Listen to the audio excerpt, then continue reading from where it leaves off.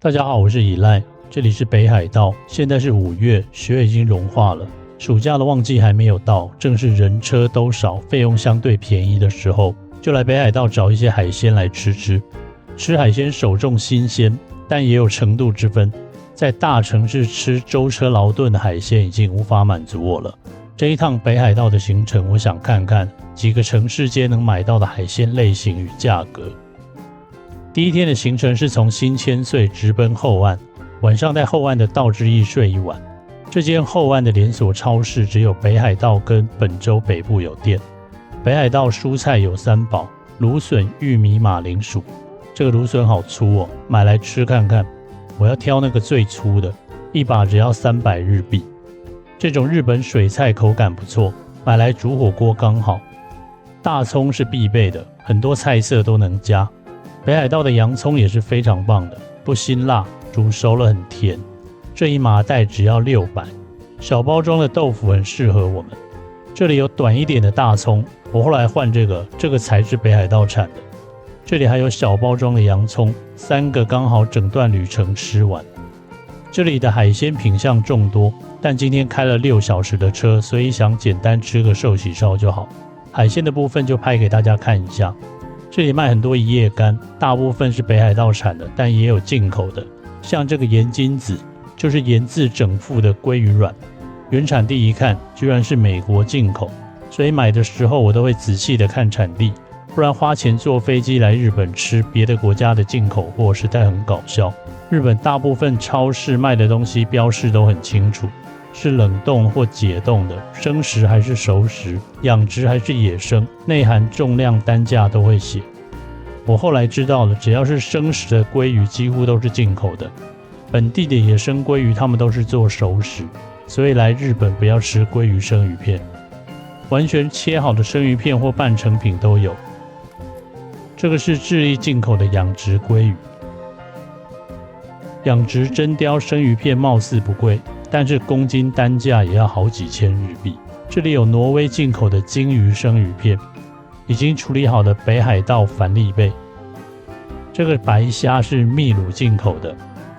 这个是北海道花鱼，还没有做成一夜干的样子。这一尾台币100多，上手掂一下，最起码有1台斤。写地物的应该就是当地土产的意思。这里的牛肉有很多选择，我是不太会挑，就找那些油花漂亮、有品牌名字的日本牛肉来买，便宜跟贵的部位各买一点。北海道的猪肉我也想要试看看，这一盒排列的很漂亮，这个1公斤要2690日币，应该是很好的部位吧。这里有美国猪肉，就便宜得多，但我没有买，要吃这个的话台湾就有了。买好晚餐，我们要去洗澡。上网查后岸町有一间澡堂喜乐汤，1912年营业至今的100年公共澡堂。把车停在永旺超市，走过去只要5分钟。没有招牌，只有布帘上的优。在同一个空间里，女左男右，墙面只有一半，上方是互通的。管理员是一位和善的女性，她的位置能同时看到左右两边的澡堂，这很妙。我到的时候完全没有客人，我就从更衣室往内拍了照片。中间的浴池水非常烫，脚进去2秒就要出来，大概50度吧。左后侧的小池大约45度，里面的管线都有重新整理过。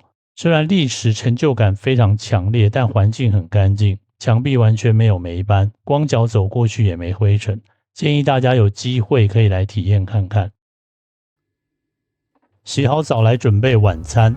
露营车上不能做烧烤等气味浓厚的烹饪，就来做个寿喜烧吃吃。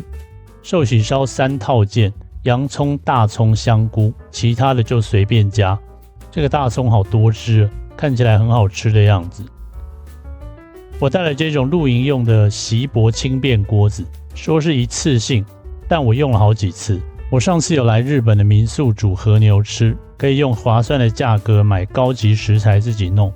对于一个喜欢煮东西的吃货来说，实在有够爽的。微波白饭也很好吃，主要是方便，也不用冷藏。但美中不足的是，日本的寿喜烧酱料都超甜，实在太甜了。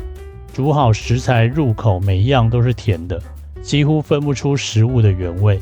所以这一次我想弥补这个缺憾，我自己带屏东的裕泰白酱油来。它这个清爽回甘的质地做寿喜烧很不错的，加热过后裕泰白酱油的香气相当浓郁，融合了牛油的厚重感，再搭配白饭，想想就流口水了。再调整一下味道，加一点北海道特产国士无双，在这里买很便宜。汤底好了就加蔬菜煮滚，肉我不打算用煎的，不然肉的油味很容易吸附在车子里面，睡觉的时候很不舒服。我把牛肉一次性的放下去，刷熟就捞起来。我在家都是这样吃的，省去慢慢煮慢慢捞的麻烦。这个和牛的味道很强劲，这个灶台上面有抽油烟机，车顶也有抽风扇，煮的时候呢一直开着风，就能够排出味道。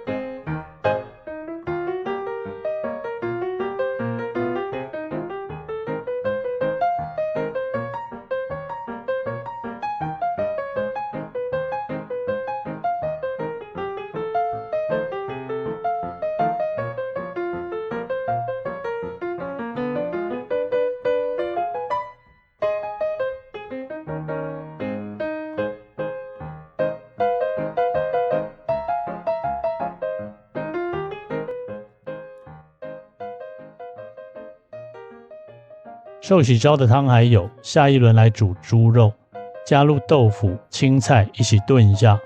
猪肉要煮到全熟，盖子盖上焖一下。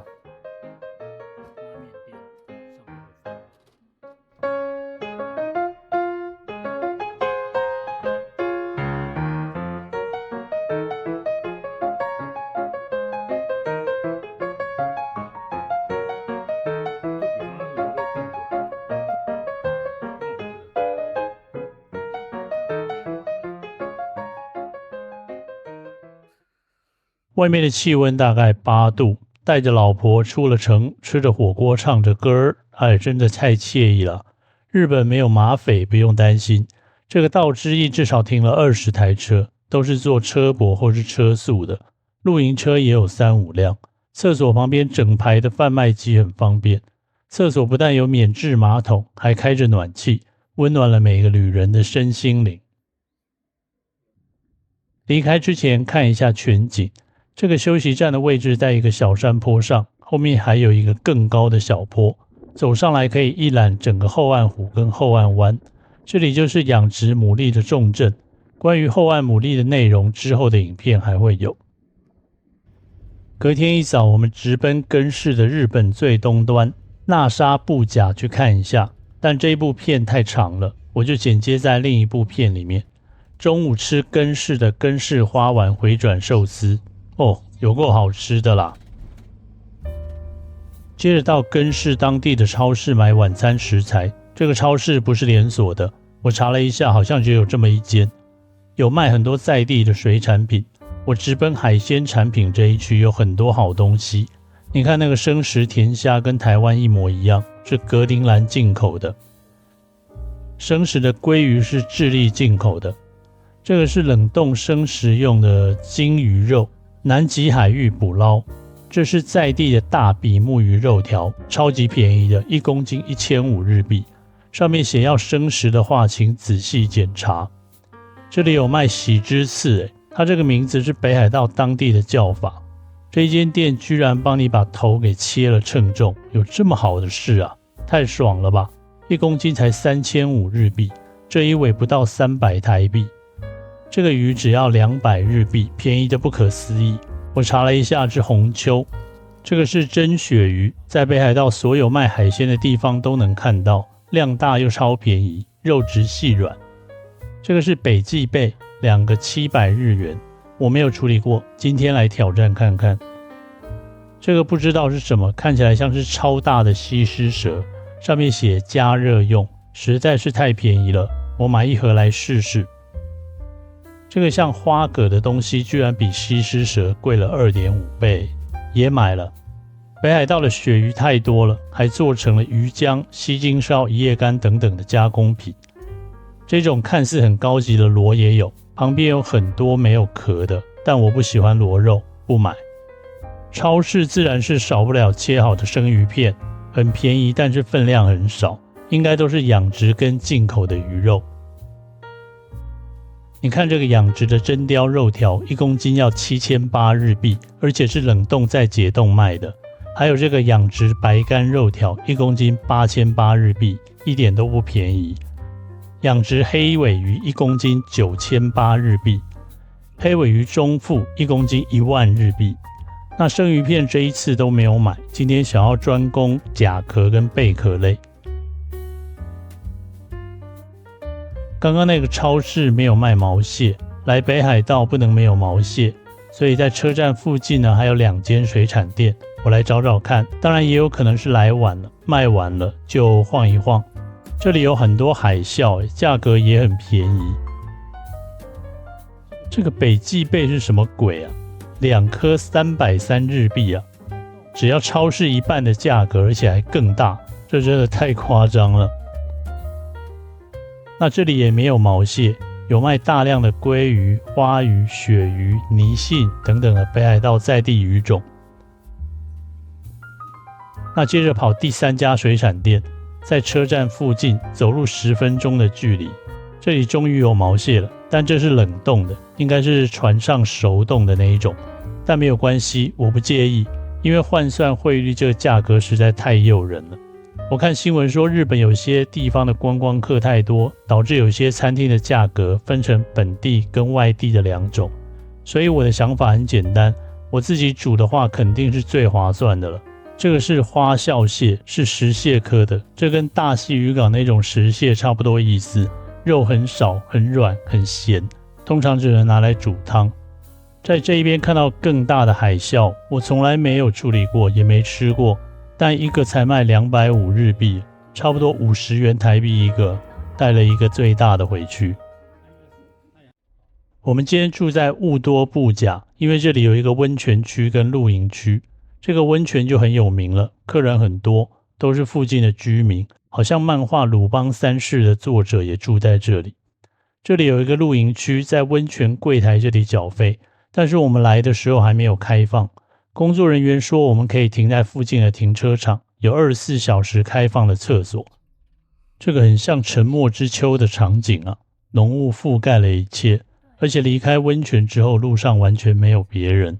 我喜欢这种极致的孤寂感，今晚就在这里过夜了。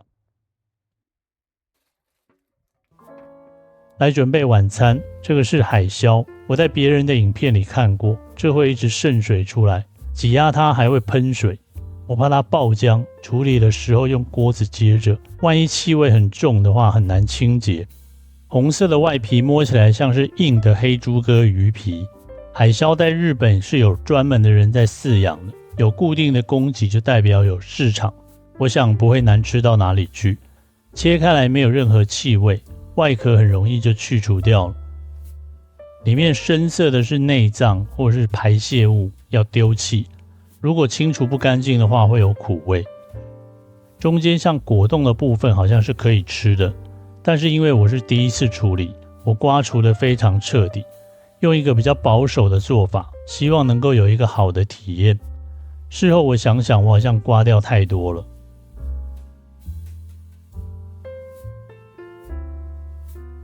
弄好就长这样，很像芒果，等一下用水洗一下，这个也是吃生的。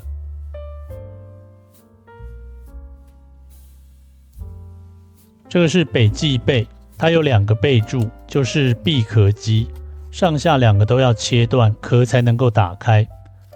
这个是活体，它会夹入刀子，要很用力。这也是我第一次自己处理。我上次在东京吃了一次生的，非常好吃，跟以前在台湾吃到那种红色的完全是2回事，所以我想要尝试自己弄弄看。这个备注本体也是可以吃的，所以就尽量贴齐贝壳刮，把肉全都刮下来。这些贝壳类的海鲜吃的就是一个清爽脆甜的口感，沾我带来的裕泰白酱油绝对很合适。裕泰白酱油味道清爽不抢味，不小心沾多了也不死咸，不会遮盖海鲜原本的味道，能更精确地比较出其中的差异。灰色的部分是腐足，用来移动的，里面有一些内脏之类的，要切开挖掉，用手压它都还有肌肉反应。其他这些是裙边，也是可以吃的，把脏东西刮掉，切成一段一段，吃之前再用食用水冲一下就好。上一次来日本呢，在大阪自己做了喜之次一夜干，真的是太好吃了。我事后回想起来不禁有点后悔，我当时应该多买1尾喜之次的。那这一次来到喜之次的产地，就来试试看喜之次酱油煮，也是一种很经典的做法，而且更简单快速。这次能使用的器材有限，所以日式酱煮的部分我就调整成更接近酱油水的煮法。等等就会有人来留言说你这个酱煮不标准啊。其实每一种料理手段各地区都有类似的做法，众多名称只是一种噱头罢了，关键还是酱油的品质要好。我带来的裕泰酱油是100%自产自销，没有掺别人的酱油，使用的是非基改黄豆，没有防腐剂，也没有加焦糖或色素来调色，天然就是琥珀色，并不是掺水稀释变成这样的。而且加热之后的酱香味很诱人，用来做酱煮鱼肉也是非常好吃的哦。这个应该是西施蛇吧，或者是像竹蛏之类的贝壳，里面的肉很多。我原本想要直接烫熟就好，但是里面的泥沙很多，我怕口感不好，就用北极贝一样的方式来处理，切割开来，把壳跟内脏去除掉，冲洗干净，再烫熟吃。这个内脏其实应该也是可以吃的，就像蛤蜊内脏我们也都照吃嘛。但是这一盒实在是太便宜了，便宜到有点害怕，想说还是谨慎一点弄比较好。这个嘴器有点像是缩小版的象拔蚌，才300日币不到，感觉实在是太赚了。还好现在北海道温度只有10出头，弄这些海鲜没有一点心理压力。来处理毛蟹，我买了之后就一直没有放冰箱，想要解冻再蒸，目前大概只退冰一半。我称了一下，一只是600克，一只630克，才4000日币，算是很便宜的了。比起在千岁机场看到的便宜了至少一半。北海道各地都有在卖螃蟹，价格落差巨大，最贵的是活体，1公斤2万多。那些卖死螃蟹的我也不知道到底有没有冻过，有冻过的话口感会降低很多。这边还有一个卡式瓦斯炉，来煮水烫西施蛇跟扇贝，烫熟沾白酱油直接吃原味，水稍微小滚应该就可以了。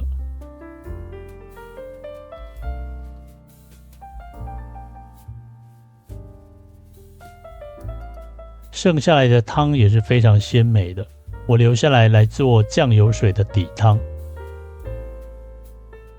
洋葱、大葱先炒软，这样子熟的比较快，甜味比较快出来。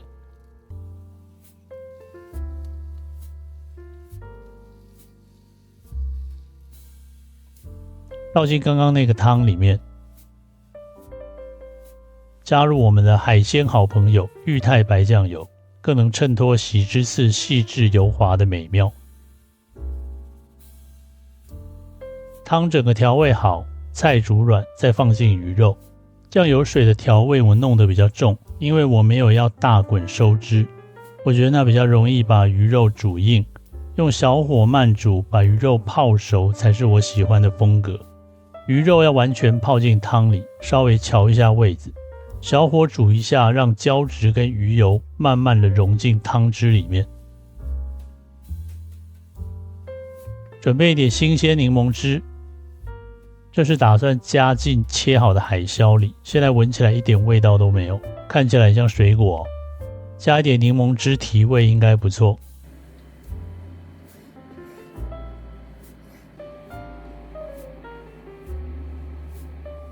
然后加一点点白酱油就可以了。这个喜之次在买的时候，标签上写的是美滋美，这个是北海道当地的名称。他怕客人不知道，另外弄了一个牌子写 Kinki， 所以日本跟台湾一样，各地区对于同一种鱼的称呼不见得相同。北极贝在切的时候，能够明显感觉到它的肉会收缩，这就是日料店在吃之前呢，会拍打一下的原因，为了让它变硬，吃起来口感更好。